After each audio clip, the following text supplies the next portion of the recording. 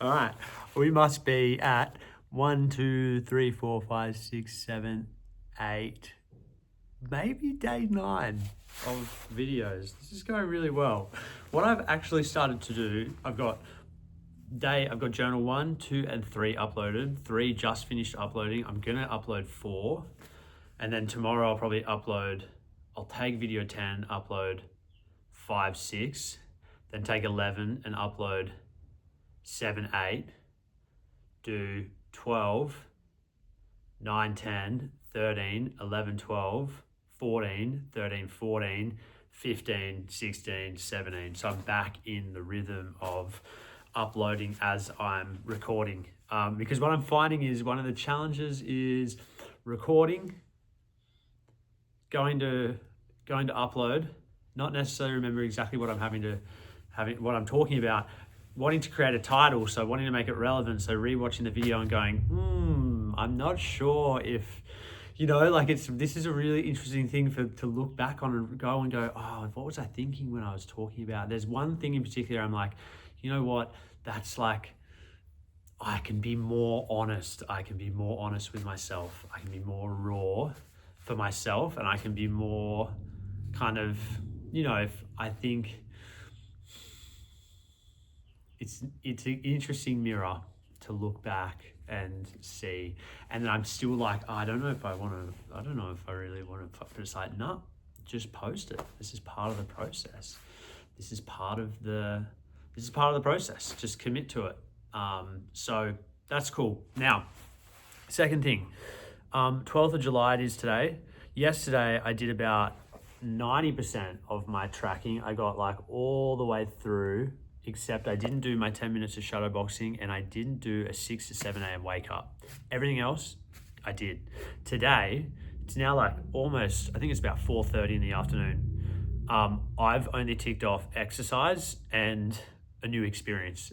I haven't meditated, I haven't done yoga, I haven't prayed, I didn't have breakfast. I had ramen for lunch, so I'm gonna say I ate healthy today. That's fine. I'll do that later and make sure I eat well for the rest of the day. In any case, the reason I'm sharing that is because as much as this is really, really valuable and I am really, really enjoying this, it's nice to go, you know what? I've had such a nice day today and I didn't do anything. I haven't done anything on this, basically. The new experience was I just got back from a motorcycle ride with Maria, and I don't really meet people to go motorbike riding with. And yesterday, I spoke about in the last video yesterday, I ran into her. She was at the start of doing a lesson, and I went, let's do it. Let's go. I knocked on the door, met her brother, got her number, messaged back and forth a little bit, came home after having lunch and went, let's go. And so we just drove up to the top of Cottesloe to Swanbourne and just along the coast. It was awesome. Just cruising together, stopped, had a conversation for about 20 minutes and rode back. So when I get back from Mongolia, we'll probably do that again and catch up for coffee. And they're so beautiful. They're such a lovely person. Her and her brother, they're French. She's been here for like 7 years. So yeah, really nice. And I guess what I'm trying to say is that as much as the structure and the habit trackers, I'm absolutely in love with it. And I still want to, try and fill out as many of these things as possible. Having space to have some spontaneity in the day is also really important. And I think that today just reflects that because there's only 2 things marked off and I've had an amazing day. The other things I've done are go for a run with my friend Callum Pies, and we ran from Cottesloe down to Port Beach, basically down to the dock, to the port and back. Stopped, had a coffee at the end, sat down for 45 minutes, had an amazing, it was about a 2-hour hangout, whole thing, amazing conversation. He's such a great conversationalist. He's so insightful. He's really curious and inquisitive.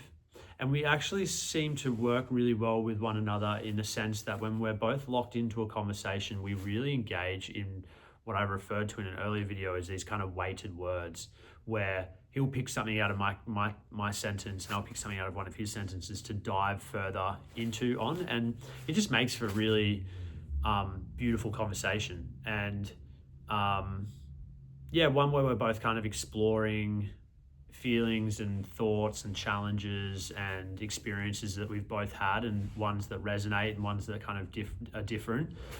And just creating space for one another to also kind of come to these nice realizations as well, which is, look, that I guess that's the epitome of whoa, loud car. The epitome of or like one of the great things about friendship. So massive on that. I then I came home and I got on the phone to Ben, a friend of a friend who's now becoming a friend, over in Sydney. And he heard recently about my ADHD diagnosis. Well, I wrote in a group chat that he's a part of. He was like, oh, you know, I was kind of making a few jokes here and there about it with my old friends. And, you know, it's all like a good laugh. And then I was like, yeah, but it's also, you know, in all seriousness, like it's helped alleviate some shame and guilt and some things I've already spoken about in this format. And he reached out to me personally, which is so kind, and just said, look, I didn't know this. I diagnosed.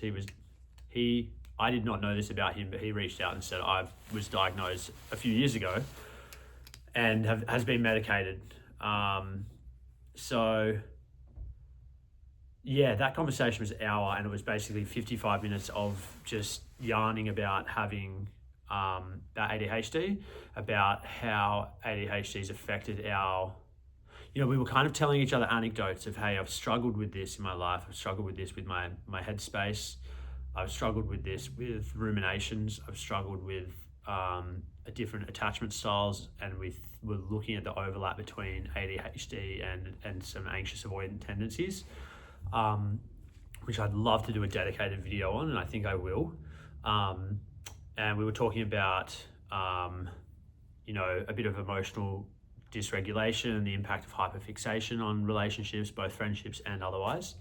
And largely, it was a beautiful conversation, and he's I think a wealth of knowledge. He was really insightful and has given me some good perspective on what to kind of potentially expect, and also the limitations of my expectations for the impact and assistance garnered by medications. So that's been really good, helping me frame. I feel like I have a friend in him to talk about this particular thing, as I hope he feels about me.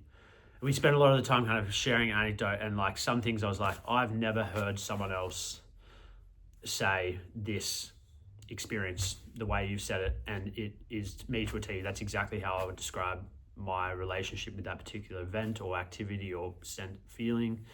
You know, one of the things we spoke about was the whole process of your brain is just pattern recognition machine, deep intuitive pattern recognition, and that in relationships that can cause problems because sometimes you can pick up on patterns before the other person's even processed it externally, like it's something subconscious within them or even subconscious within you. But let's just go through the lens that you can pick up on social cues or body language or changes in the pattern, the continuity of experience, this ripple, and you go, oh, there's something going on. And if the other person's not ready to talk about it, sometimes that feedback loop can be really difficult. And you have to be patient, and you have to be resilient, and you have to understand that people are going through their own thing, and it's not necessarily just because I'm picking up on something doesn't mean necessarily that something's wrong. But then the issue sometimes is that you do pick up on something and it's not acknowledged, and then it turns out, hey, that was actually true. So then you go, fuck, my pattern recognition is really good. And that creates a lot of anxiety, and sometimes it can create paranoia, because then you start picking up on, if you're picking up on things and it turns out that the pattern's right, or the intuition's right now, and it's right again, and it's right again, then it's kind of hard sometimes to step back and go, actually, I'm still coming from a limited perspective and might be jumping the gun on this. And anyway, that kind of pattern recognition, the challenges associated with that. And a lot of the time, I think, in my experience, that pattern recognition causes me anxiety, and I get sucked into it, and I'll convince myself of things that sometimes aren't true, and or I'll worry myself over things I don't need to worry about, whether they're true or not. And the idea that then you're kind of looking at patterns. You're looking at patterns of patterns, not just patterns. I'm going to have to spend some time thinking about that statement, but it was interesting because we both immediately knew, like, yeah, I know what you're talking about. I'm not sure if I can recollect any kind of clear articulation right now, though. Where am I? Yeah, so essentially, amazing day. really social. Pies, Ben, also talked to Sam for half an hour, went and got ramen again, double tap, like incredible ramen. And now I've come back. Maria now here and now doing this. It's already 10 minutes. So one thing that I want to finish this video on is, I think Pesky Fabio, what up, dude? Wrote asking about vasanas. So what I mean by vasanas.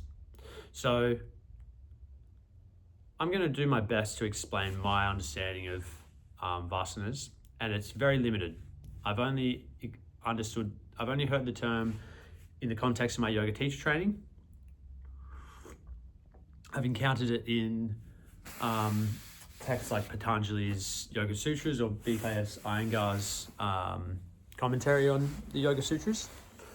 And maybe you've read something here or there, maybe heard something about it in a lecture and stuff. So I'm just going to try and synthesize all those into some kind of explanation in the next couple of minutes. So a vasana is essentially a character trait that has been built up over time due to the accumulation of samskaras. And a samskara is an imprint or an effect, an affect of an experience. So a vasana can be both good, neutral, or bad. A vasana could be considered a belief about yourself or a belief about other people. So a vasana for me might be, I'm not lovable, right? I'm not likable, I'm not lovable. And that vasana emerges as a result of repeated exposure to experiences that you interpret to mean that. So it can start in your childhood, or you can have vasanas appear as throughout your life. And if you continually go through an experience that you attribute a certain meaning to, like you are having a hard time making friends, and so you start going, I'm not good at making friends, I mustn't be,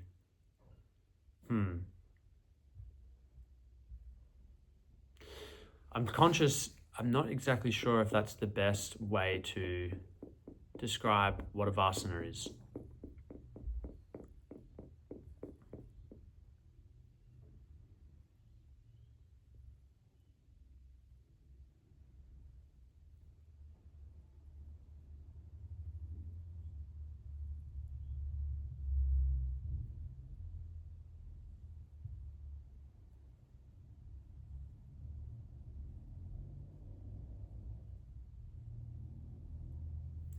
I'm actually going to have a good read, a good think, and I'm going to put together a video that specifically addresses vasanas and samskaras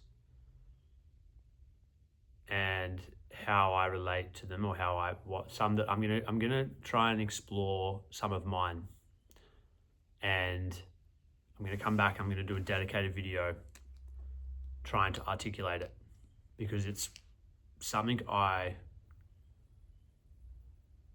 have found a lot of value in, and I believe in, and I think it's a really nice framework.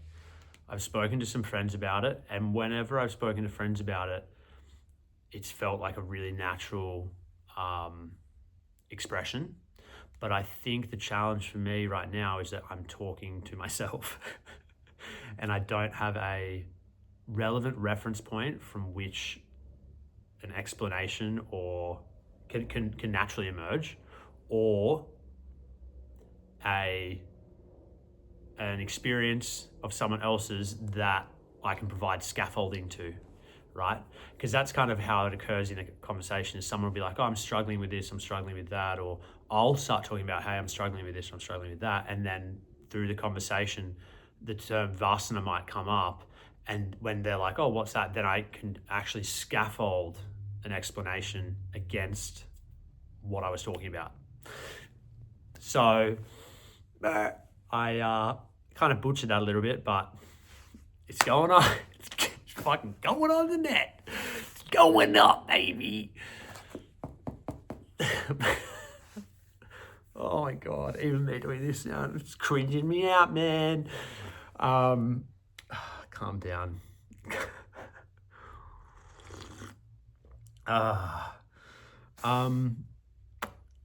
Yeah. Anyway, I'm glad that I can say, I'm glad I started the video by being like, I'm going to go through this upload schedule.